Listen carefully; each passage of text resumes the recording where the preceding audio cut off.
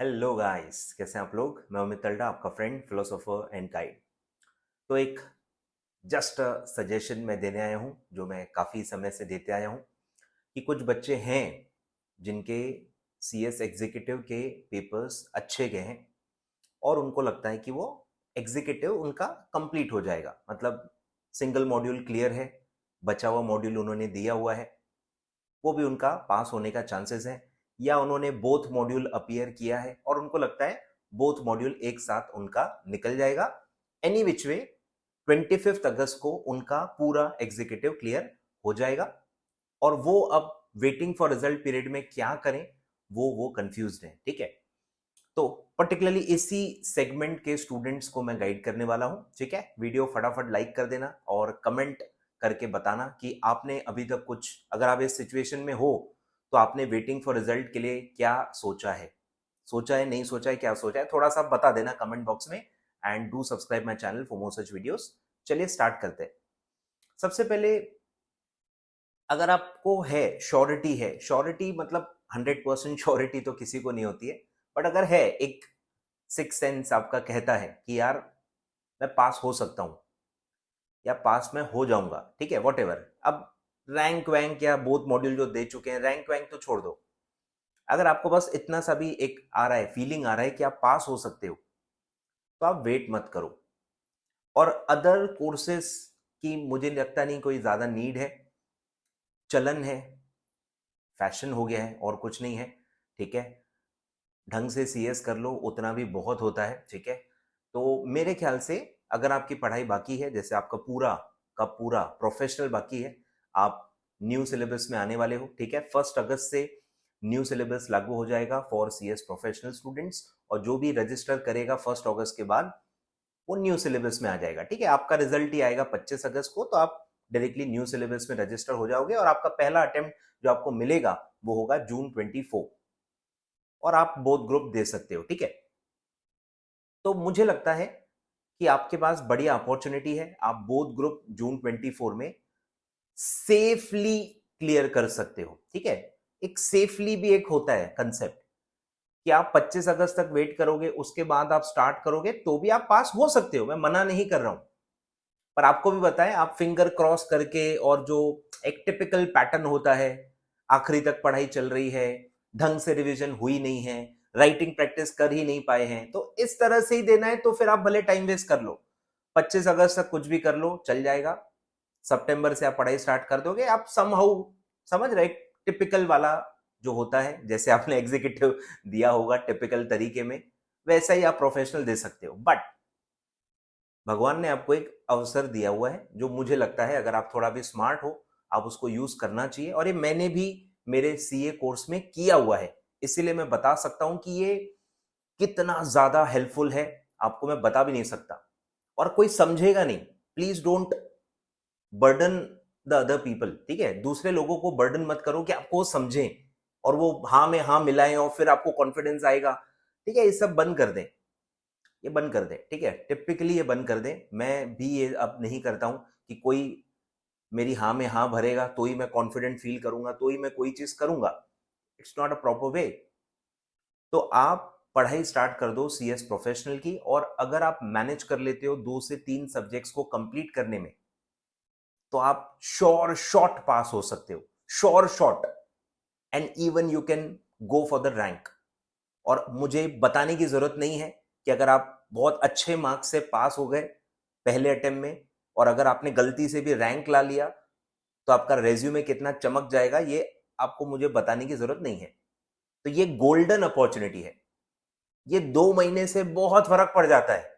ये 2 महीने सीधे सीधे आपके रिविजन्स में, आपकी राइटिंग प्रैक्टिस में ऐड हो जाएंगे। आप सोच के देखो, आप एग्जीक्यूटिव पास आउट होने वाले हो, आपको ऐसा लगता है, तो आपको अंदाजा होगा कि ये 2 महीने क्या वैल्यू एडिशन कर सकते हैं आपकी प्रिपरेशन लेवल में। सीधे सीधे आपकी प्रिपरेशन आज से स्टार्ट हो जाएगी और वो 2 महीने जल्दी हो जाएगी, और आपको रिवीजन का बहुत ज्यादा समय मिल जाएगा, राइटिंग प्रैक्टिस का बहुत ज्यादा समय मिल जाएगा, and you can definitely go for rank. और ये जो चिंदी कुछ सर्टिफिकेट कोर्सेज आपको लगते हैं कि आपका रेज्यूमे बदल देंगे, इससे ज्यादा इंपैक्ट एक रैंक का होता है। पैकेज ही बदल जाता है। किसी को थोड़ी सी भी अगर समझ है या नॉलेज है कैसे जॉब मार्केट वर्क करता है, मैं बता रहा हूँ सीधे आपका पे लेवल जो कंपनीज आपको मिलेंगी या जो ऑफर करेंगी वो ही बदल जाता है अगर आपका रैंक है तो। रैंकर की एक अलग ही कैटेगरी होती है। इसीलिए मैं कह रहा हूं बहुत बढ़िया अपॉर्चुनिटी है। अगर आप इस कैटेगरी में फिट होते हो, please don't wait for anything, please start your studies. ठीक है। अब दूसरा सवाल होता है, सर हम क्या स्टार्ट करें, हमको तो कुछ समझ में नहीं आ रहा, कोई बताने वाला ही नहीं है, ऐसा तो कोई और टीचर कह नहीं रहा, आप तो भलते ही कुछ भी कह रहे हो, तो हम करें कैसे। चलो आपको अगर मैं आपके लॉजिक से हम एग्री भी करते हैं तो हमको अप्रोच समझ में नहीं आ रही है, तो आप ओल्ड न्यू में कंफ्यूज हो रहे हो। काफी बच्चे वही कह रहे हैं, सर ये तो न्यू है ना, न्यू का तो कुछ अवेलेबल ही नहीं है, वो तो सब 1 अगस्त के बाद आएगा। बट मेरे दोस्त, न्यू सिलेबस से एक एक पन्ना बदलता नहीं है। न्यू सिलेबस सिर्फ एक कवर पेज की तरह है। ओल्ड सिलेबस बदल के न्यू सिलेबस हो जाता है। It's on paper. Hardly 20% syllabus बदला होगा, हार्डली। बहुत ही रेयर, बहुत ही कम चेंजेस हैं। कुछ कुछ बहुत बड़े बदलाव भी हैं। मैं ऐसा नहीं कह रहा हूं कि सर आप कुछ भी बोल रहे हो, मैं कह रहा हूं कि आपको अगर सिर्फ 2 या 3 सब्जेक्ट्स चाहिए स्टार्ट करने के लिए, इतने सब्जेक्ट्स तो हैं जो सीधे सीधे ऑलमोस्ट सिमिलर हैं, जिसमें कोई भी खास चेंज हुआ ही नहीं है। For that subjects old new एक भी बराबर है। ऐसे सब्जेक्ट्स आपको मिल जाएंगे। इसमें मैं आपकी हेल्प नहीं करूंगा क्योंकि मैं प्रोफेशनल में नहीं पढ़ाता, आपको पता होगा। पढ़ाता होता तो let's not touch that topic. Expectations बच्चों की बढ़ जाती हैं। तो आप हेल्प ले सकते हो, आप अपने सीनियर्स की हेल्प ले सकते हो जो प्रोफेशनल में हैं, उनसे ओल्ड की अंडरस्टैंडिंग ले सकते हो। न्यू का पूरा इंडेक्स और चैप्टर का पूरा वो सब न्यू सिलेबस के अनाउंसमेंट में ऑलरेडी कवर्ड है। आप खुद बैठ के कर सकते हो, आपको क्यों किसी और से पूछना है। आप ओल्ड न्यू का इंडेक्स लेके 1-on-1 कंपेयर करके देख सकते हो कि लगभग कितना सेम है। आपको मिल जाएगा, मैं गारंटी देता हूं कि आपको 2 या 3 सब्जेक्ट्स मिल जाएंगे जो ऑलमोस्ट ऑलमोस्ट सेम है। मतलब नाम भी सेम है, सब्जेक्ट के नाम भी सेम है, अंदर का जो उनका 30-20 जो भी वेटेज होता है वो भी सेम है, कुछ चेंज हुआ ही नहीं है आए ख्याल में। तो मुझे लगता है वो आप स्टार्ट कर सकते हो। उसमें रिस्क बहुत कम है। रिस्क तो लेना ही पड़ता है, रिस्क तो स्पाइडरमैन को भी लेना ही पड़ता है। अगर आपको रैंक चाहिए, अगर आपको अपना रेज्यूमे एक अलग कैटेगरी, एक अलग ही लेवल पे लेके जाना है, तो इतना रिस्क तो बनता है। और प्रोफेशनल लेवल पे आके अगर चलो चुटपुट कुछ एक्स्ट्रा निकलता भी है, उतना तो आप खुद भी कवर कर सकते हो। ठीक है। मैं ईईटी के बच्चे से ज्यादा एक्सपेक्ट नहीं करता। वो हो सकता है कहे लाइन बाय लाइन पढ़ाओ, सब पढ़ाओ, नहीं नहीं हम कुछ भी खुद नहीं करेंगे। बट आप प्रोफेशनल लेवल पे आके तो थोड़ा बहुत खुद कर सकते हो। अगर कुछ एक चैप्टर या थोड़ा बहुत कुछ पेजेस नए ऐड हो भी गए हैं, कुछ नए कंसेप्ट्स ऐड हो भी गए हैं, तो आप खुद कवर कर सकते हो। थोड़ा बहुत यूट्यूब से भी आपको हेल्प मिल जाएगी। या वो जो सब्जेक्ट्स जिससे आप बाय करोगे, माइट भी वो टीचर भी आपको हेल्प कर ले। ठीक है, वो भी एक बहुत बड़ी पॉसिबिलिटी है। तो प्लीज मैं कह रहा हूं ये एक गोल्डन अपॉर्चुनिटी है। मैं बता रहा हूं बहुत ही बड़ी गोल्डन अपॉर्चुनिटी है। मैंने भी सीए इंटरमीडिएट जब मैंने दिया था सीए का, मैं श्योर था कि मैं पास तो पक्का हो जाऊंगा। मेरा तो खैर ऑल इंडिया रैंक आया था 48 आखिरी आखिरी का ही आया था, बट आ गया था। Ranker is a ranker. ठीक है, तो 48 रैंक मेरा आया था। तो मैं श्योर था कि मैं पास होने वाला हूं। मैंने सीए फाइनल के 2-3 सब्जेक्ट्स की क्लासेस भी स्टार्ट कर दी थी। और बिलीव मी, रिजल्ट आते आते मेरे ऑलमोस्ट 2 से 3 सब्जेक्ट्स की क्लासेस कंप्लीट होते भी आ गई थी। मैं बता नहीं सकता, आपको कोई और स्टूडेंट नहीं मिलेगा ऐसा। ठीक है, ये है ही ऐसी चीज। इतनी एक्सेप्शनल रिस्क टेकिंग सब लोग नहीं कर पाते ना। तो आपको समझो, आपको वैलिडेशन नहीं मिलेगा।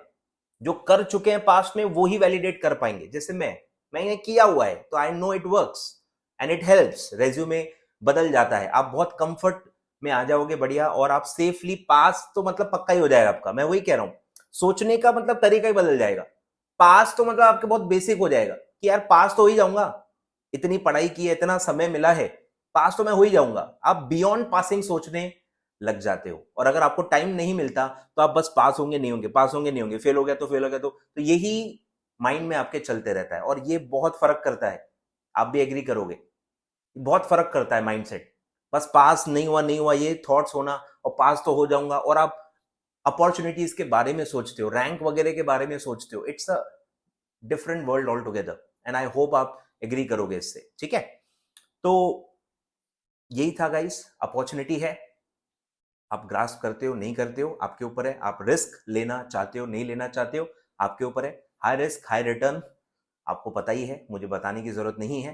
तो अगर आप रिस्क लेने के लिए रेडी हो, रिटर्न भी बहुत दमदार आपको मिलेगा। मैं कह रहा हूं, ये जो भी कोर्सेज हैं, स्टॉक मार्केट कोर्सेज हैं, NISM, NCFM, ये वो सब, it's not worth the hype, it's not worth the hype, ठीक है। कंपनी सेक्रेटरी कोर्स के स्पेसिफिकली मैं कह रहा हूं, CA या दूसरे कोर्सेज में माइट भी ज्यादा वैल्यू एडिशन मिलता होगा क्योंकि उनका काम उस फील्ड से ज्यादा है, पर कंपनी सेक्रेटरी का पहले तो आपको समझना होगा कि आपका काम क्या है।